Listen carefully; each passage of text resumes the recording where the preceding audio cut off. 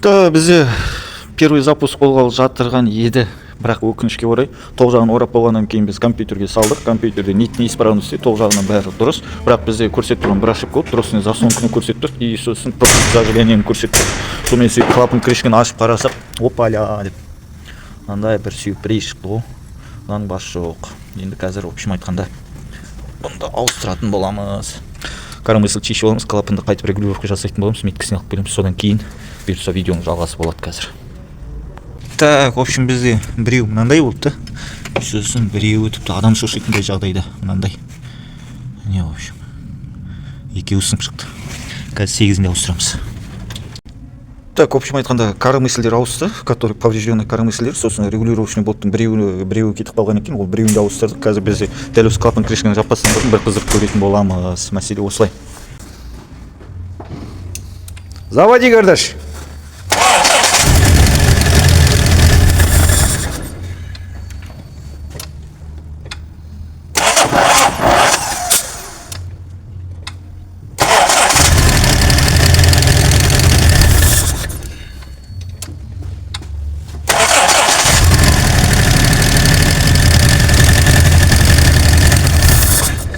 Қыздар, төбеге май шыққанша қаздырым.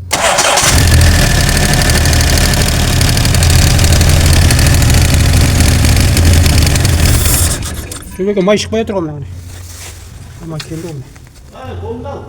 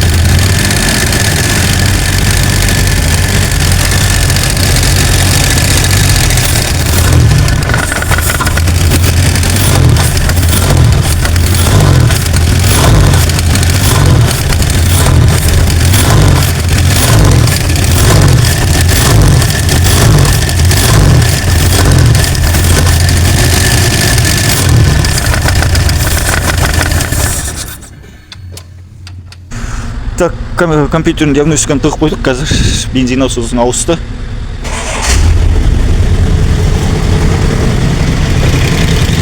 Так, клапан регулировка жасалды. И сосын қазір енді бір көретін боламыз. Газ беріп. Так, оборот беріп көреміз.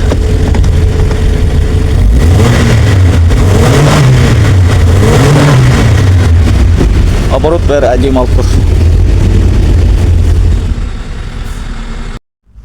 В общем, братан, енді сенде қазір қалғаны жалпы салон жағында бір провод қалды. Қазір оған очередь енді келді ғой. Так, міне, в общем, мынандай бір провод қалды қазір. Міне мына, в общем, предохранительді мәшінге дұрыстап қарамағандықтан мына бір провод таққансы бұл предохранительге дейін еріп барған. Ертең енді мына қамыттардың бәрін қиып жіберіп, осы касаны бері қарай тартып шығарып алып, осы бір штук провод қалып последний бұйыртса. И сонымен осы проводты ауыстырып болғаннан кейін зат етеміз, полный салонын жиналып басталады. Қазір ана спидометрдің датчигі, задный ходтың датчигі бәрі ауысып тұр. И сосын, в общем айтқанда, мына жақта бұрадан тағы да бір мәселе шықты да, мынандай.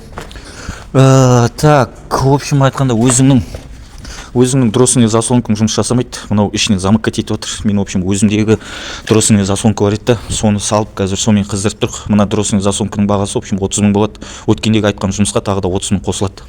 Сондай, в общем, мәселе.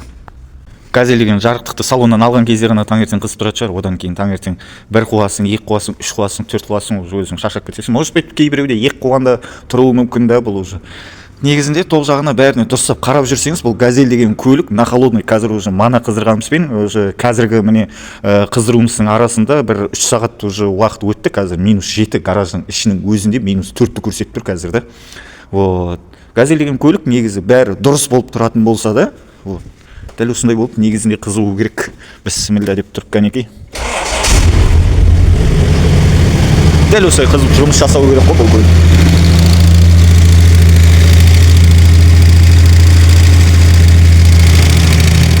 әлі холодный, су көтерген де жоқ. Мәселе осылай. Құрметті ағайындар. Тоқ жағына дұрыстап қарап жүріңіздер, тоқ жағына.